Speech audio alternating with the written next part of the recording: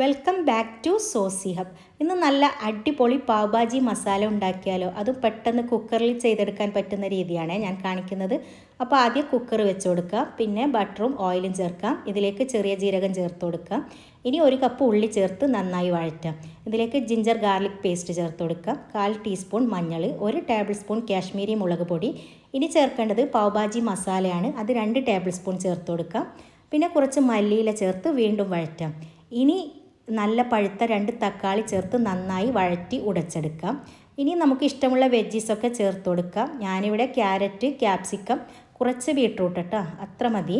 പിന്നെ cauliflower, piece, potato, ഉപ്പ് എല്ലാം ചേർത്ത് മിക്സാക്കി ആവശ്യത്തിനുള്ള വെള്ളവും ചേർത്ത് മൂടി വെക്കാം. ഇതൊരു 7 വിസിൽ വരുന്നത് വരെ നമുക്ക് വെയിറ്റ് ചെയ്യാം കേട്ടോ. ഇനി ഈ വെന്ത വെജീസൊക്കെ ഒരു സ്മാഷർ വെച്ച് നന്നായി ഉടച്ചു കൊടുക്കാം. ഇനി നമുക്കിത് താളിച്ചെടുക്കാം. ഒരു പാത്രത്തിൽ അല്പം ഓയിലും ബട്ടറും ചേർത്ത് കസൂരി മെത്തി, മല്ലിയില, പാവ് ഭാജി മസാല പൗഡറും എല്ലാം ഒന്ന് മൂപ്പിച്ച് ഇതിലേക്ക് ഒഴിച്ചു കൊടുക്കാം.